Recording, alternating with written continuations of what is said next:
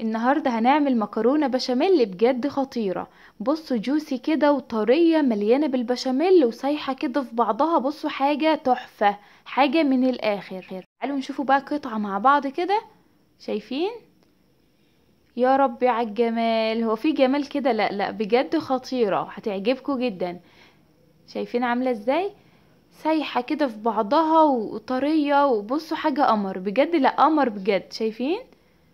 وهقول لكم كمان ازاي بخليها تاخد اللون الذهبي الحلو ده من غير ولا اي جبن خالص ولا اي بيض على الوش. معلقه واحده بس موجوده في كل بيت هتضيفيها على الوش كده، هتديك اللون الحلو التحفه اللي انتوا شايفينه ده.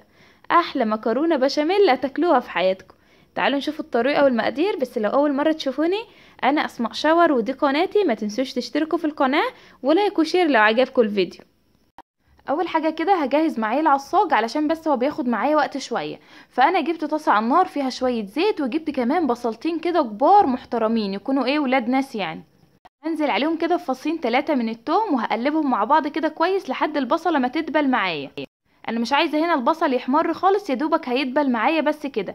لو انتوا مش حابين تضيفوا كميه البصل دي كلها، ممكن تضيفوا بصلايه واحده بس كبيره.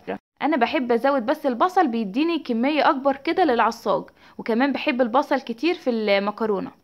خلاص كده البصله دبلت معايا زي ما انتوا شايفين. بركنها كده على جنب ووسع مكان كده للحمه المفرومه. معايا هنا ربع كيلو من اللحمه المفرومه. انا بوسع لها كده مكان علشان تاخد صدمه معايا وما تنزلش ميه. اول ما تاخد معايا صدمه كده لونها بيتغير على طول.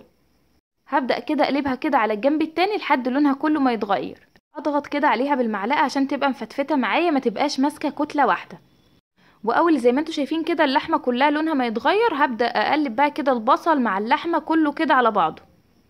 في ناس بيحبوا يزودوا خضار، ممكن تحطي جزر معاه، ممكن كمان تحطي فلفل اخضر. ده كله بيزود معاك العصاج وبرده بيبقى طعمه حلو. فلو عندك كمية لحمة قليلة وحابة تزودي معاكي العصاج، ممكن تزودي بقى بصل وخضار وحاجات من دي. خلاص كده انا قلبت اللحمة مع البصل بعد اللحمة ما خدت صدمة معايا في الطاسة كده. وبعد كده هزود معايا التوابل اللي عندي. معايا شوية ملح وشوية فلفل اسود وشوية بهارات. دي كل التوابل اللي عندي، مش هضيف اي حاجة تانية.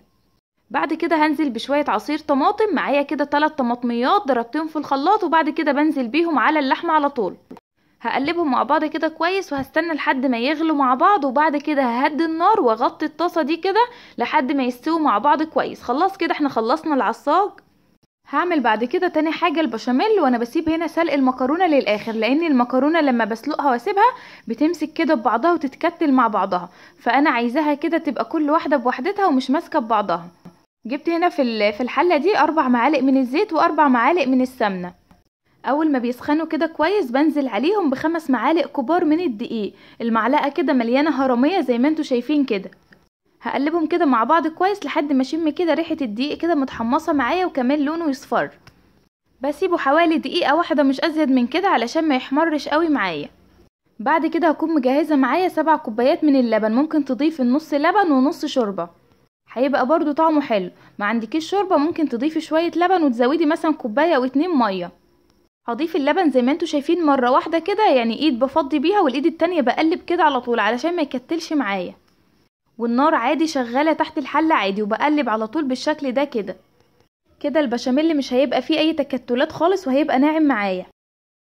هبدا احط التوابل بقى على البشاميل. عندي شويه ملح فلفل اسود وشويه بهارات ومكعب من مرقه الدجاج. مرقه الدجاج بتدينا طعم حلو جدا للبشاميل. فلو عندك شويه شوربه مثلا هتحطي نص لبن ونص شوربه، فانت هتستغني عن مرقه الدجاج خالص، لان طبعا الشوربه هتغنينا عن المكعب المرقه اللي احنا هنضيفوه. لو هتحطي كده كل الكميه لبن زي ما انا حطيت، هتضيفي بقى مكعب المرقه اللي انا قلتلك عليه ده، هيدينا تست حلو جدا للبشاميل. هفضل اقلب كده في البشاميل على طول، مش هشيل ايدي منه خالص، لاني لو شلت ايدي منه هيبدا معايا البشاميل يكتل كده. خلاص اول ما يغلي زي ما انتوا شايفين كده خلاص هو جاهز معايا. وده القوام المظبوط للبشاميل بتاعي، ولا تقيل قوي ولا خفيف قوي، القوام المظبوط اللي انتوا شايفينه ده. لو انتوا ما بتحبوش المكرونه فيها بشاميل كتير، يعني مش حابينها تبقى جوسي ومليانه بشاميل كتير كده، هتقللوا كميه الدقيق شويه. بدل ما تحطوا 5 معالق هتحطوا 3. دي في حاله لو انتوا مش حابين المكرونه كلها سايحه في بعضها كده. خلاص كده انا خلصت البشاميل. هركنه كده على جنب وهغطيه علشان يفضل سخن معايا. في حله تانية كده على النار فيها شويه ميه بتغلي، هحط عليهم كده معلقه كبيره من الملح. وهنزل عندي بكيس مكرونه، كيس واحد بس من المكرونه 400 جرام. ده هيكفي جدا يعمل معايا صينيه. الناس اللي هتسأل على مقاس الصينية، انا بحطه كده في الصينية الوسطانية اللي في طقم الصواني المستطيل. كلنا طبعا عندنا الصواني المستطيلة اللي هما بيبقوا 3 فوق بعض، فانا بحطه كده في الصينية الوسطانية. هتاخد معايا كيس المكرونة بالظبط. بعد ما فضيت كده المكرونة في المية، كل شوية كده بديها تقليبة علشان ما تلزقش معايا.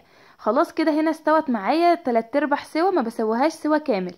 هتستوي بعد كده معايا في الفرن مع البشاميل، علشان هنا انا مزوده معايا البشاميل، مخليها بشاميل كتير، وكمان البشاميل معايا هنا مش تقيل، فهي هتشرب من البشاميل كده وهتستوي معايا في الفرن. حطيت كده شويه من البشاميل كده على المكرونه، وهقلبها كلها في بعضها كده مع البشاميل بالشكل ده.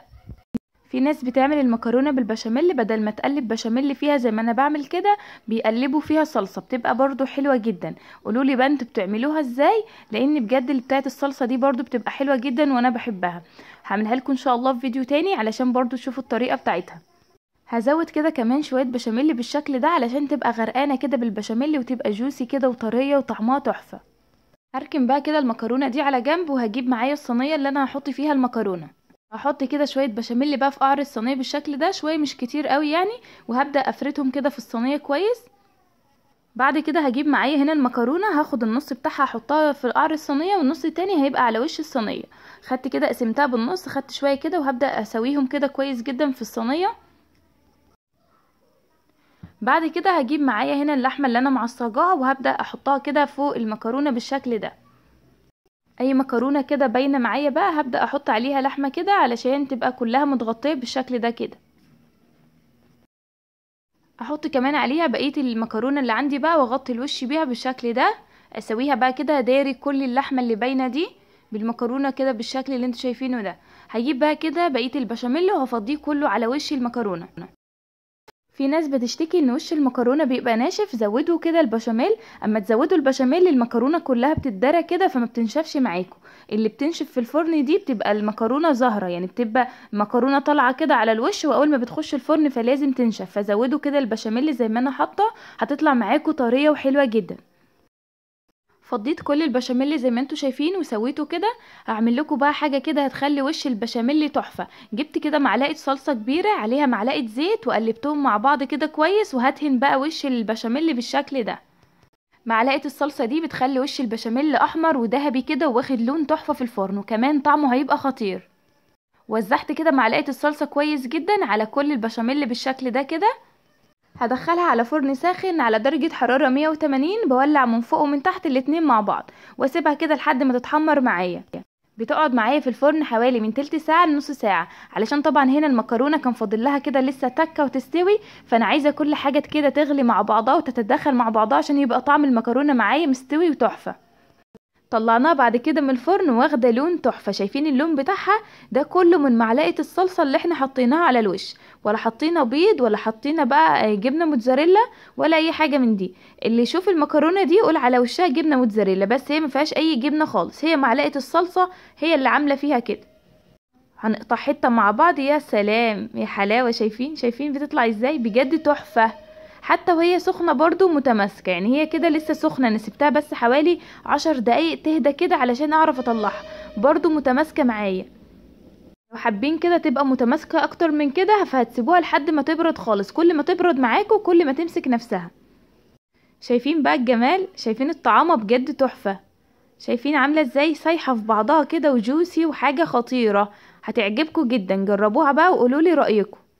شايفين بقى الوش بتاعها، اللي يشوفوا يقول حاطه جبنه موتزاريلا على الوش، بس طبعا ما فيهاش اي جبنه موتزاريلا، وعاملين كل الخطوات مع بعض. هنقطعه كمان حته، شايفين تحفه. هنا بقى بعد ما بردت خالص معايا هوريكم بقى كده القطعه معايا متماسكه جدا، شايفين،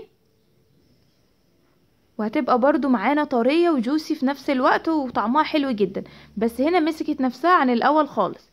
دي بقى لو عندك عزومه او اي حاجه وحابه تقدمي كده الخرطه بخرطتها كده، فهتستني عليها شويه تهدى كده وتبرد، وبعد كده تقطعيها هتطلع معانا بالشكل القمر اللي انتوا شايفينه ده. لو وصلتوا معايا لحد هنا في الفيديو ما تنسوش بقى تحطوا لي اللايك، علشان اللايك ده هو اللي بيرفع معايا الفيديو ويوصل لعدد كبير من الناس. ما تبخلوش عليا باللايك، واكتبوا لي كده كومنت حلو يشجعني. لحد هنا كده انا خلصت الفيديو، استنوني في الفيديو الجاي. اسيبكم بقى في رعاية الله، السلام عليكم ورحمة الله وبركاته.